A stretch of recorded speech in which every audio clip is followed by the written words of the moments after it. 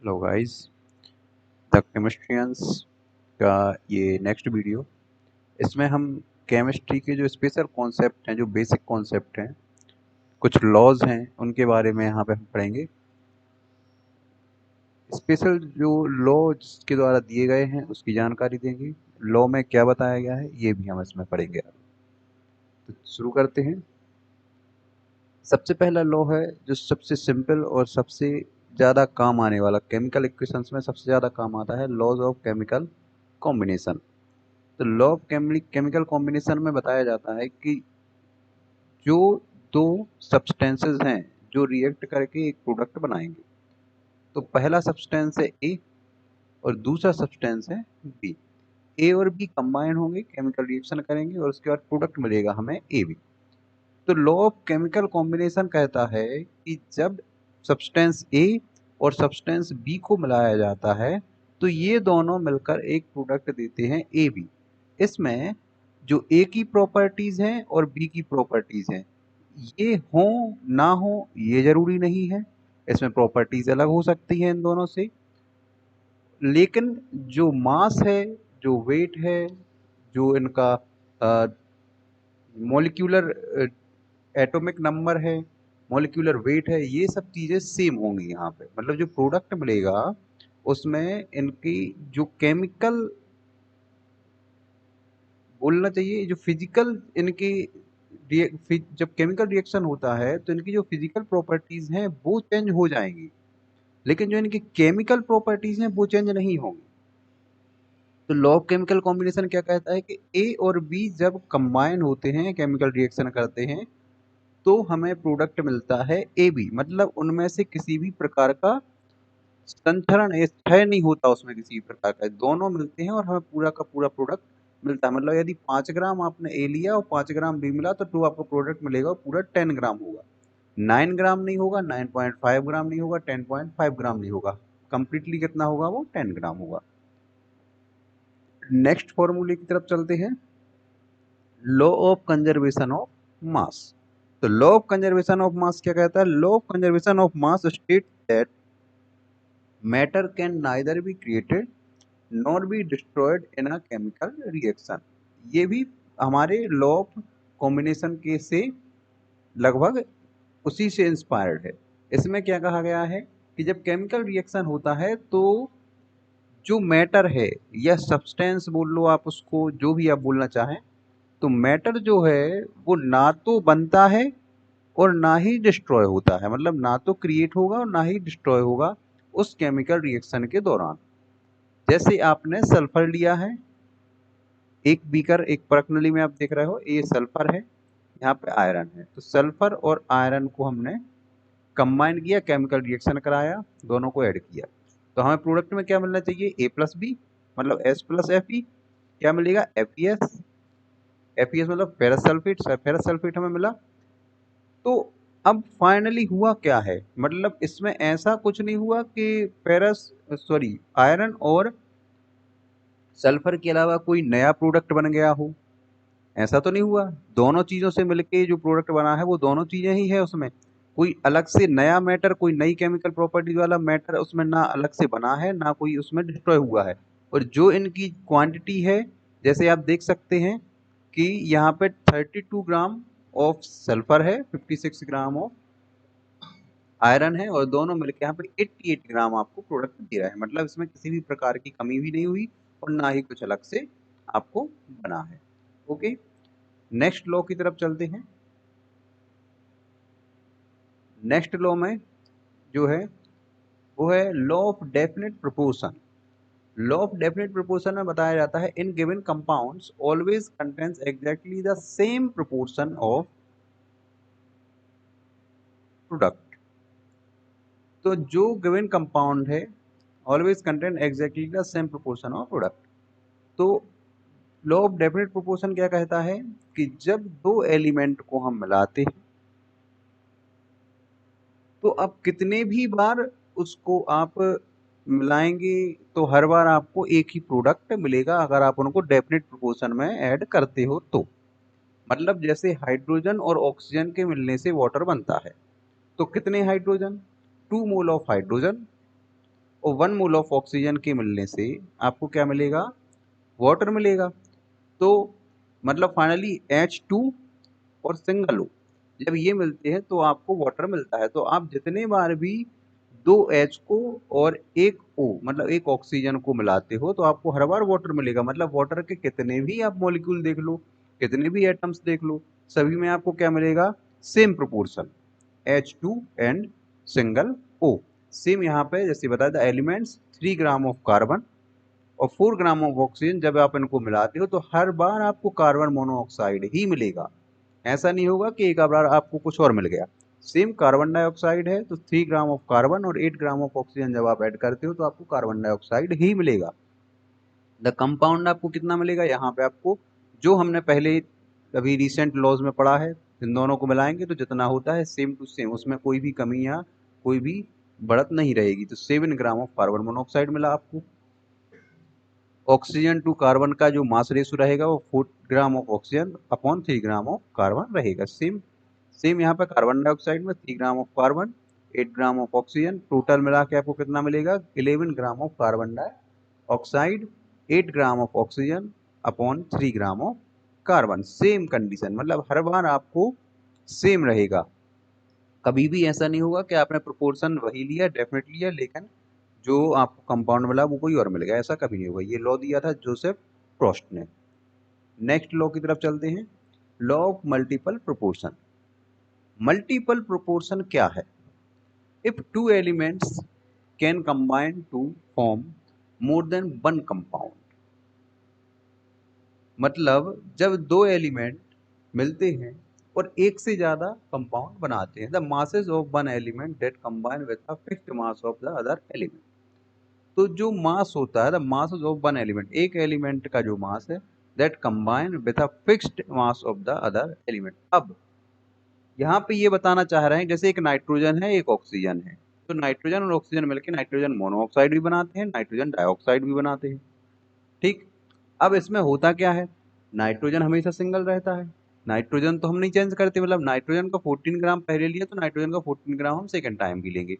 मतलब nitrogen dioxide में भी 14 ग्राम ऑफ नाइट्रोजन है और नाइट्रोजन मोनोऑक्साइड में भी 14 ग्राम ऑफ नाइट्रोजन है।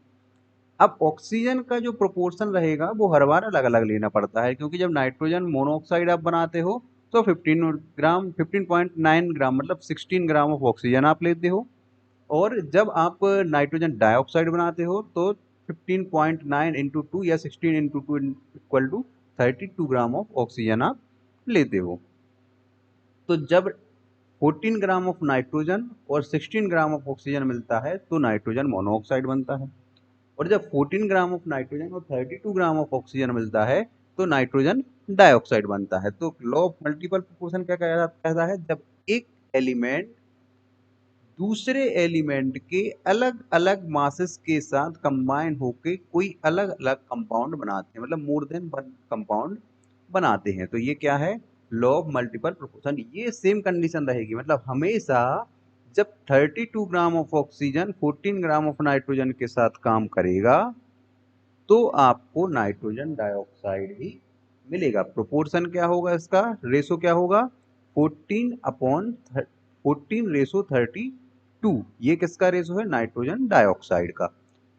अब हम आएंगे नाइट्रोजन मोनोऑक्साइड पे, तो नाइट्रोजन मोनोऑक्साइड का रेशो क्या है, 14 रेशो 16। तो जब 14 रेशो 16 रहेगा तो 16 ग्राम ऑफ ऑक्सीजन ने 14 ग्राम ऑफ नाइट्रोजन के साथ कंबाइन किया है तो क्या मिला आपको, नाइट्रोजन मोनो ऑक्साइड। ये क्या है आपका लॉ ऑफ मल्टीपल प्रोपोर्शन, ये किसने दिया, जॉन डाल्टन। नेक्स्ट लॉ की तरफ चलते हैं, Gay Lussac's law of gaseous volume. तो इसमें क्या कहा है, व्हेन गैसेस कंबाइन आर और are produce in a chemical reaction. तो जब भी गैसेस बनती हैं केमिकल रिएक्शन में, जब भी गैसेस प्रोड्यूस होती हैं या जब गैसेस कंबाइन होती हैं, they do so in a simple ratio by volume provided all gases are at same temperature and pressure। मतलब सेम टेम्परेचर और प्रेशर पे जब भी गैसेस कंबाइन होंगी या जब भी गैसेस प्रोड्यूस होंगी केमिकल रिएक्शन में, तो उनका जो simple ratio by volume provided, उनका जो सिंपल रेशो रहेगा वॉल्यूम के अकॉर्डिंग हम उसको देखेंगे। मतलब अभी तक हम इनको ग्राम में ले रहे थे, जितने भी एलिमेंट्स अभी हम सब्सटेंसेस ले रहे थे उनको हम ग्राम में ले रहे थे, लेकिन गैसेस को ग्राम में नहीं लेते हैं, इसको वॉल्यूम के अकॉर्डिंग लिया जाएगा उनका। मतलब जो गैस है उसका वॉल्यूम कितना है तो उनको वॉल्यूम से का रेशो रहेगा, बाकी सब सेम आपके लास्ट लॉज जैसा रहेगा, जो पिछले लॉ भी हमने रिसेंट में पढ़े हुए हैं उन्हीं के जैसा सब चीजें रहती है, केवल ग्राम की जगह पे मतलब वेट की जगह पे ये वॉल्यूम आ जाएगा यहाँ पे। तो सबसे पहले देखते हैं CO2 प्लस H2O मिलकर क्या बनाते हैं, H2CO3। यहाँ पे आप देख सकते हो ये CO2 और H2O मिले हैं, ये आपको H2CO3 मिला है। ये CO2 H2O मिलके यहाँ पे H2CO3 और यहाँ पे CO2 H2CO3, मतलब केमिकल इक्विलिब्रियम की पोजीशन बन रही है ये। यहाँ पे आपने रिएक्शन कराया, ये रिएक्शन होना शुरू हुआ, ये इक्विलिब्रियम पोजीशन है, दोनों साइड एक जैसा, और ये यहाँ पे आपकी एनर्जी प्रोड्यूस हो गई है और ये आपको यहाँ पे प्रोडक्ट मिल गया है।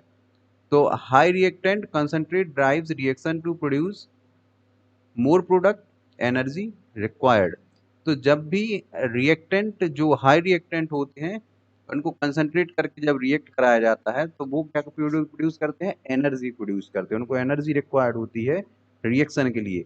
सेकेंड पोजीशन जो है इक्विलिब्रियम की, at equilibrium forward and reverse reaction are occurring at the same rate, no net changes in energy. मतलब यहाँ पे आपने जो एनर्जी थी वो एनर्जी यहाँ पे सेम रेशो में है, सेम रेट में है, उसमें अभी कोई चेंजेस नहीं हुआ है, दोनों साइड एक जैसी पोजीशन रहती है सेम। अब जब हाई प्रोडक्ट की तरफ आएंगे तो यहाँ पर भी जो प्रोडक्ट बनना था वो आपको प्रोडक्ट मिल जाएगा, जो आपने एनर्जी फर्स्ट में शुरुआत में जब दी थी उस टाइम पे आपको एनर्जी देनी पड़ी थी, अब यहाँ पे एनर्जी जो आपने दी थी वो एनर्जी यहाँ पे वापस रिलीज हो जाएगी। मतलब आपका कुछ नहीं लगा, ना आपने कुछ उसमें अलग से दिया है, जो आपने दिया वो आपको वापस मिला, और जो आपने रिएक्टेंट लिए थे उनसे आपको 100% प्रोडक्ट मिल गया।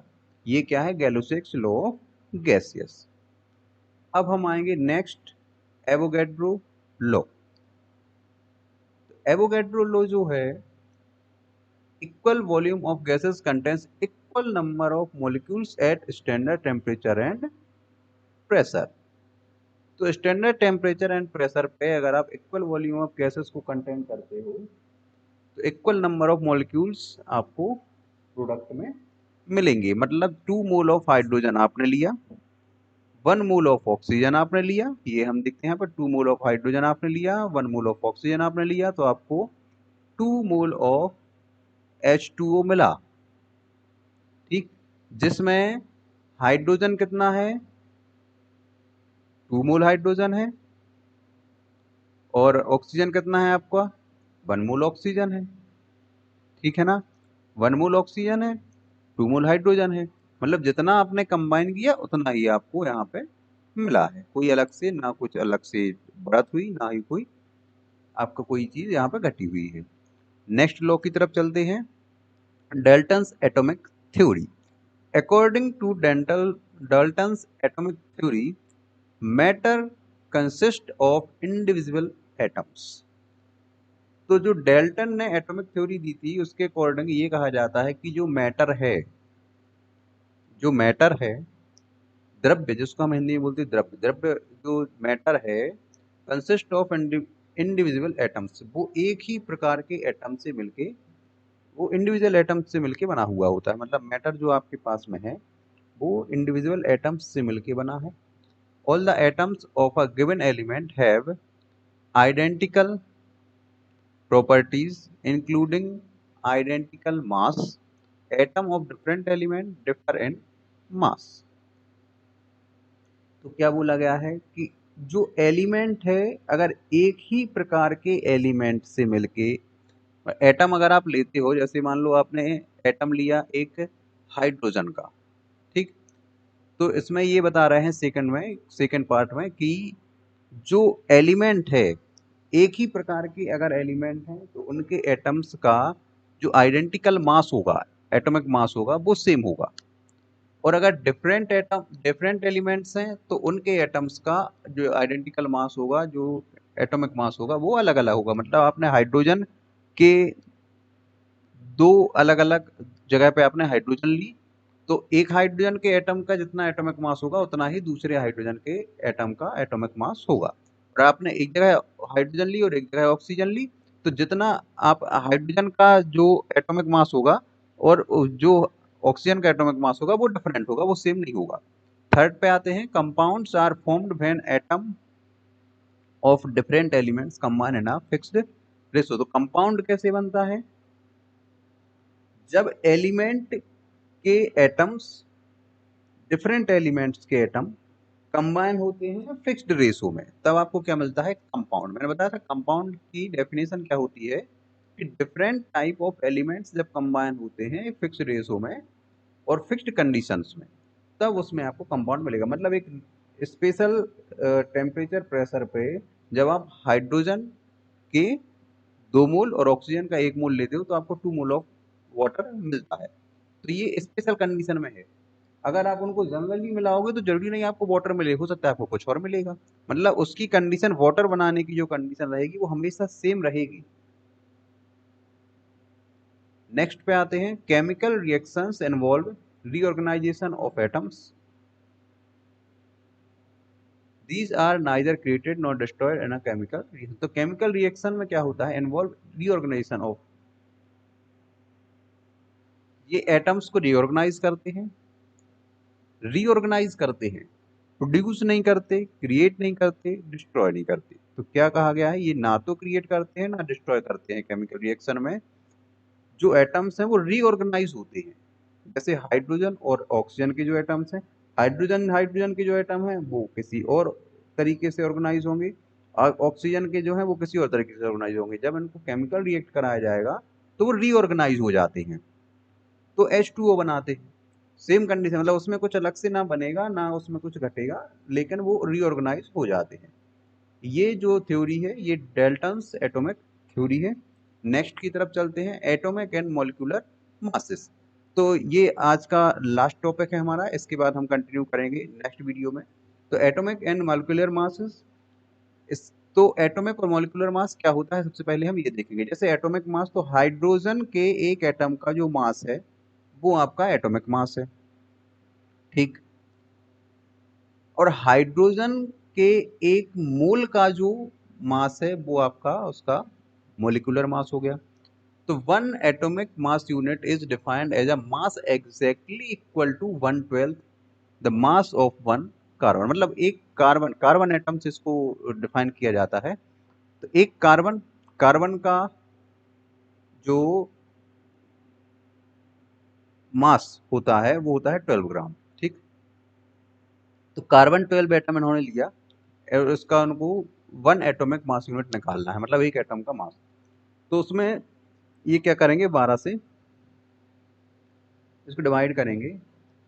तो इसमें क्या बोला है, 1/12 होता है 1 carbon 12 atom, and 1 AMU equal to 1.66056 into 10⁻⁻24 gram. अब आजकल एटॉमिक मास यूनिट को केवल यू से डिफाइन करते हैं। अब देखते हैं, मोलर मास ऑक्सीजन का होता है 15.9994 ग्राम पर मोल, और मोलर मास हाइड्रोजन का होता है 1.00794 ग्राम पर मोल। तो 2 हाइड्रोजन लगते हैं तो इसको डबल कर दिया हाइड्रोजन को, तो आपका टोटल मोलर मास H2O का कितना होगा, 18.0153 ग्राम पर मोल। मतलब आपको प्रोडक्ट का अगर मोलर मास निकालना है तो जो रिएक्टेंट है उनके मोलर मासेस को आप ऐड कर दोगे उसी फॉर्म में, ठीक। इस टाइप से आप मोलर मास निकाल सकते हो। अभी हम ये देखेंगे कि ये आप देखते हैं पीरियोडिक टेबल पे इस टाइप से ब्लॉक बने रहते हैं, इनमें एलिमेंट्स को दिखाया जाता है। इसमें हम देखते हैं सबसे पहले कहाँ कहाँ क्या क्या चीज़ें शो होती है। सबसे पहले जो ये बड़े फॉर्म में AU लिखा हुआ है ये है एलिमेंट का एक साइन है एलिमेंट का, इससे ये दर्शाता है कि ये कौन सा एलिमेंट है। सबसे ऊपर आप देख सकते हो ये लेफ्ट कॉर्नर पे 79 लिखा हुआ है, जो ये एटॉमिक नंबर है इस एलिमेंट का।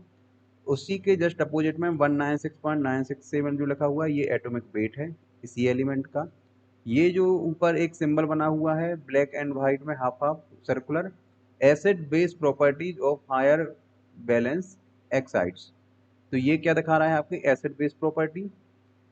ये जो आप देख रहे हैं डाइस के फॉर्म में ये क्रिस्टल स्ट्रक्चर है इसका, इस टाइप के स्ट्रक्चर का ये होता है। ये लाइन जो आप देख रहे हैं ये फिजिकल स्टेट को दर्शाता है 20%, 20 डिग्री सेंटीग्रेड पे या 68 डिग्री फ़ारेनहाइट पे ये इसकी फिजिकल स्टेट होती है। ये यहाँ पे सबसे नीचे ये दिखा रहा है गोल्ड, ये उसका नेम है। जो ये एलिमेंट है इसका नेम यहाँ नीचे दर्शाया गया है गोल्ड के नाम से। एलिमेंट कॉन्फ़िग इलेक्ट्रॉन कॉन्फ़िगरेशन दिखाया गया है ये। ये Xc इसलिए लिखा है क्योंकि Xc जो है ये ज़ीनॉन है। ज़ीनॉन मतलब ये आता है आपकी न्यूट्रल गैसेज़ में। तो न्यूट्रल गैस में क्या होता है आपका वहाँ पे कंप्लीट हो जाता है ब्लॉक।